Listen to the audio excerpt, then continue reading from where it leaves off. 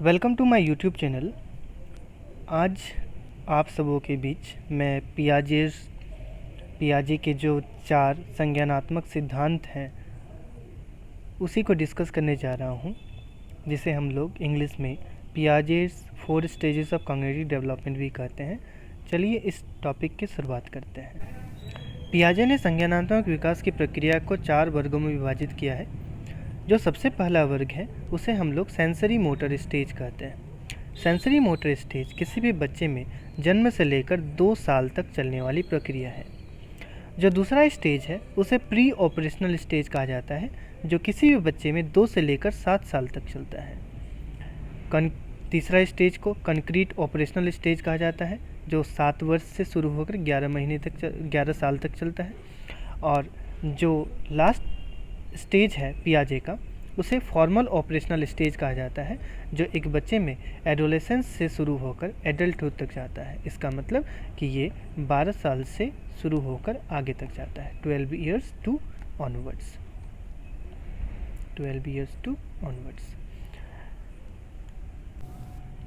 सबसे पहला जो टर्म इसमें हम लोगों को समझना है वो है sensory motor stage. Sensory motor stage क्या है कि सेंसरी मोटर स्टेज में बहुत सारे अलग अलग तरह के एक्टिविटी एक बच्चा करता है। जो एक्टिविटीज़ वो कर रहा होता है उसमें से सबसे पहला जो एक्टिविटी है उसे हम लोग सर्कुलर रिएक्शन कहते हैं। सर्कुलर रिएक्शन क्या होता है? सर्कुलर रिएक्शन एक ऐसा एक्टिविटी यानी कि एक ऐसा क्रियाकलाप है जिसमें कि वो बहुत सारे कॉग्निटिव स्कीम्स के कंस्ट्रक्शन को परमिशन मिलता है। जैसे कि एक बच्चा जो है अपने हाथ पैर को बहुत ज़्यादा चलाता है, हाथ को उठाता है, पैर को उठाता है, और बहुत सारे ऐसे ऐसे इवेंट्स करता है जिसमें कि हम लोग repetition of change of motor event देखते हैं। जो दूसरा चीज़ हम लोग देख सकते हैं सेंसरी मोटर स्टेज में, वो है गोल डायरेक्टेड बिहेवियर। ये क्या होता है कि behaviours in which several schemes are combined, कि ऐसे बिहेवियर्स जिसमें कि हम बहुत सारे स्कीम्स को एक साथ जोड़ देते हैं और उसको कोऑर्डिनेट भी करते हैं ताकि हम उसको एक सिंगल फॉर्म जनरेट करें, जिससे कि वो किसी भी तरीके के प्रॉब्लम्स को आसानी से सॉल्व कर ले। तो ऐसे बिहेवियर्स को हम लोग गोल डायरेक्टेड बिहेवियर कहते हैं। नेक्स्ट, जो सबसे बड़ा की कंसेप्ट है सेंसरी मोटर स्टेज का, उसे हम लोग कहते हैं ऑब्जेक्ट परमानेंस। जैसे कि जब हम क्या करते हैं कि एक बच्चे को कोई बॉल देते हैं और उस बॉल को हटा भी देते हैं, फिर भी बच्चे को लगता है कि नहीं, बॉल वहीं पर है और वो उसको चाहता है, उसको वो पाना चाहता है। सो ऑब्जेक्ट परमानेंस क्या है कि the realisation that people and objects exist even when they can't be seen, कि यदि मान लेते हैं कि कोई एक बच्चा किसी चीज़ को नहीं देखता है, फिर भी वो समझता है कि नहीं, वो चीज़ वहाँ पर है और वो उसको पाने के लिए जिद करता है, तो ऐसे चीज़ को हम लोग ऑब्जेक्ट परमानेंस कहते हैं। नेक्स्ट है मेंटल रिप्रेजेंटेशन। मेंटल रिप्रेजेंटेशन क्या होता है कि ये एक इंटरनल इमेज होता है किसी भी पास्ट इवेंट का या फिर कोई भी पास्ट एक ऑब्जेक्ट का जो बीत चुका है। जैसे कि बच्चा कोई चीज़ देखता है तो उसका दिमाग में उस चीज़ की छवि बनी रहती है, उसी को हम लोग मेंटल रिप्रेजेंटेशन कहते हैं। जो नेक्स्ट है उसे कहते हैं डिफर्ड इमिटेशन। डिफर्ड इमिटेशन क्या है कि ये एक एक्ट है, ये एक ऐसी क्रियाकलाप है जिसमें कि कोई भी पर्सन किसी चीज़ को इमिटेट करता है। जैसे कि कोई बच्चा कोई चीज़ कर रहा है तो उसको देख कर वो इमिटेट करता है, उसको देखकर वो दोहराने की कोशिश करता है, पर्सन के एक्शंस को देखकर वो उसको दोहराने की कोशिश कर रहा है, तो उसको हम लोग डिफर्ड इमिटेशन कहते हैं। तो है क्या कि an act in which a person who is no longer present is imitated later, कि मान लेते हैं कि कोई एक क्रियाकलाप बच्चा कर रहा है और वो क्रियाकलाप क्या कर रहा है कि कोई एक पर्सन जो वहाँ पे नहीं है फिर भी उसका इमिटेशन कर रहा है बच्चा, तो उसको हम लोग डिफर्ड इमिटेशन कहते हैं। जो अगला स्टेज है पियाजे का, उसे हम लोग प्री ऑपरेशनल पीरियड कहते हैं। प्री ऑपरेशनल पीरियड एक बच्चे में 2 साल से लेकर 7 साल तक चलने वाली प्रक्रिया है। इसमें अलग अलग तरह के प्री ऑपरेशनल पीरियड को 2 फेज में बांटा गया है।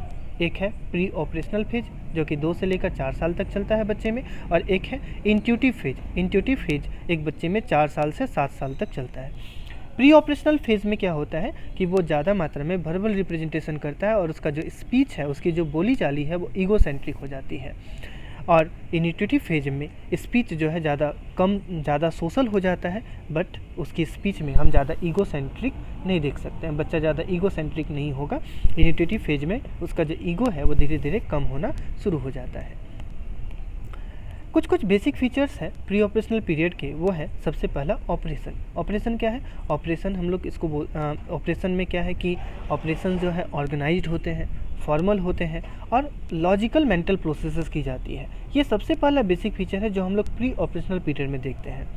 जो अगला बेसिक फीचर है उसे हम लोग कहते हैं सिंबॉलिक फंक्शन। सिंबॉलिक फंक्शंस में क्या है? The ability to use a mental symbol, कि जब कोई एक बच्चा मेंटल सिंबल को यूज़ कर रहा हो, मेंटल सिंबल को यूज़ करे, कोई एक वर्ड का यूज़ करे या फिर कोई एक ऑब्जेक्ट का यूज़ करे किसी दूसरे चीज़ को फिजिकली प्रेजेंट करने के लिए। जैसे कि वो बोलेगा कि देखो वो कार नहीं है, फिर भी वो बोलेगा कि देखो वो कार है। तो ऐसे जो फिजिकली प्रेजेंट चीज़ नहीं है फिर भी देखकर वो जो है मेंटली एक सिंबल बना लेता है, वो दिमाग में एक छवि बना लेता है। तो ऐसे चीज़ों को हम लोग सिंबॉलिक फंक्शंस कहते हैं।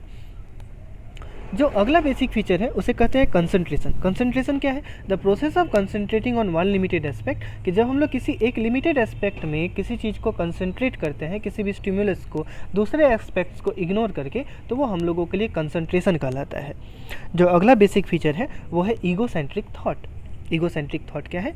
Thinking that does not take into account the view point of others, कि एक ऐसा थिंकिंग रखना जो दूसरे के व्यू पॉइंट से नहीं जुड़ता हो।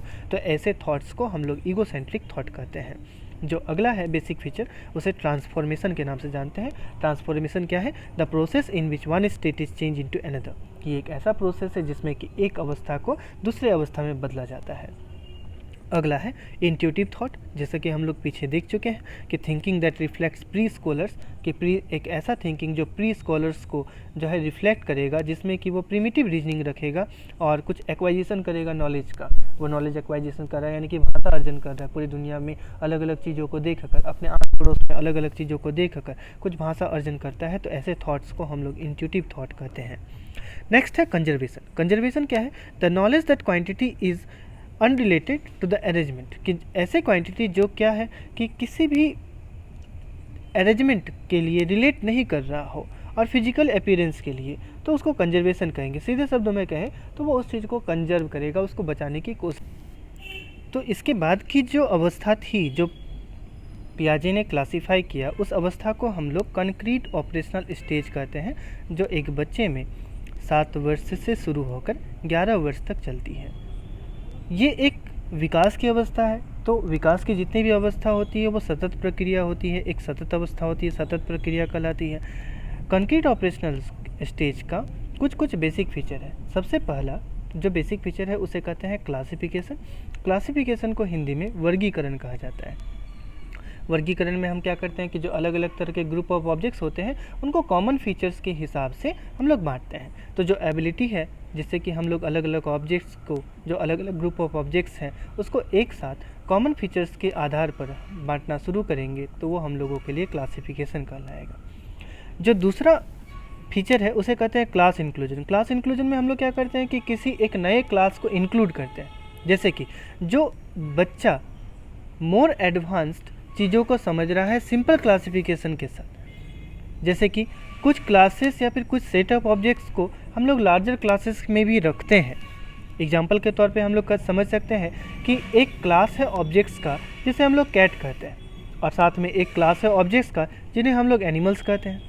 दोनों कैट्स, जितने भी कैट्स हैं वो सभी एनिमल्स हैं, मतलब कि जितने भी कैट्स यानी कि जितनी भी बिल्लियाँ हैं वो सभी जानवर हैं। इसी कारण से हम लोग कह सकते हैं कि जितने भी क्लास ऑफ एनिमल्स हैं, जो क्लास है एनिमल्स का जिसका हम लोग यहाँ पे ग्रुपिंग कर रहे हैं, जिसको हम लोग इंक्लूड कर रहे हैं, वो है कैट। तो क्लास इंक्लूजन हम लोग क्या किए, इसमें ग्रुप ऑफ ऑब्जेक्ट को ऐड किए।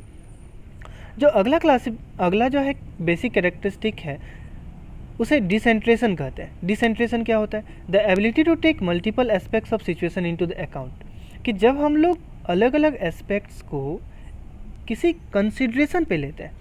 किसी कंसिडरेशन में लेने का मतलब क्या, कि अलग अलग एस्पेक्ट्स को हम लोग जब अलग अलग एस्पेक्ट्स पे किसी चीज़ को बात करते हैं अलग अलग चीज़ों के आधार पर, तो वो हम लोगों के लिए कहलाता है डिसेंट्रेशन। इसके बाद कि जो बेसिक फीचर है उसे कहते हैं आइडेंटिटी। आइडेंटिटी में क्या है कि एक बच्चा जो है अलग अलग तरह की चीज़ों को पहचानने लगता है बदलावों के बाद भी। तो the understanding the despite changes in shape amounts remains the same, कि जो अंडरस्टैंडिंग है हम उसके चाहे शेप को बदल दें चाहे उसके अमाउंट को बदल दें, फिर भी यदि बच्चा समझ जा रहा है कि हाँ ये वो चीज़ है, तो उस बेसिक फीचर को हम लोग कहें आइडेंटिटी यानी कि पहचान। नेक्स्ट है कॉम्पेंसेशन। कॉम्पेंसेशन क्या होता है? The knowledge that an increase in one dimension, कि जैसे कि बच्चे में नॉलेज होता है कि हम एक डायमेंशन जैसे कि लेंथ को हम लोग बढ़ा दिए and is cancelled out by decrease in another dimension, और उसको यदि कैंसल आउट कर दिया गया दूसरे डायमेंशन को घटाकर, जैसे कि विड्थ को घटाकर, ताकि हम एरिया को सेम करें, तो ऐसे चीज़ों को हम लोग कॉम्पेंसेशन कहते हैं। बच्चा इन सभी चीज़ों को समझना शुरू कर देता है।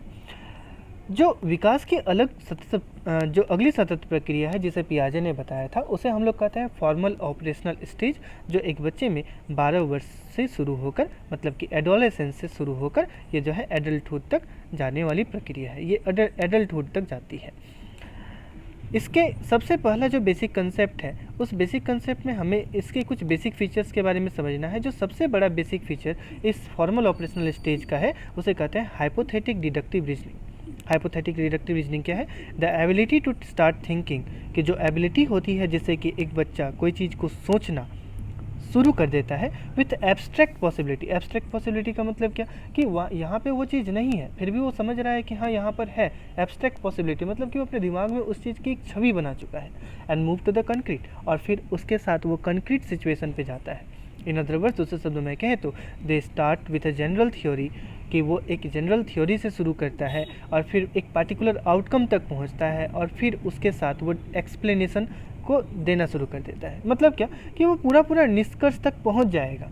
जब वो पूरा इस तरीके से निष्कर्ष तक पहुंच जाएगा, तो ऐसे रीजनिंग को हाइपोथेटिक डिडक्टिव रीजनिंग कहते हैं। जैसे कि बच्चा जब मैथ्स बनाता है तो कोई चीज़ को मान लेता है, जैसे कि मान लिया कि ये कुछ एक्स है इस तरीके से, तो वो क्या करता है कि एक हाइपोथेटिक डिडक्टिव रीजनिंग जो है शुरू कर देता है। इसके अंतर्गत वो एक लॉजिकल सिस्टम बनाना शुरू कर देता है। लॉजिकल सिस्टम एक्वायर हो जाती है, जिससे कि वो बहुत सारे अलग अलग तरह के रेशियो प्रोपोर्शंस को, एल्जेब्रिक मैनिपुलेशंस को और प्योरली एब्स्ट्रैक्ट प्रोसेसेस को हैंडल करना शुरू कर देता है। मतलब बच्चा समझ जाता है कि 2 + 3 = 5 ही होता है। x + x =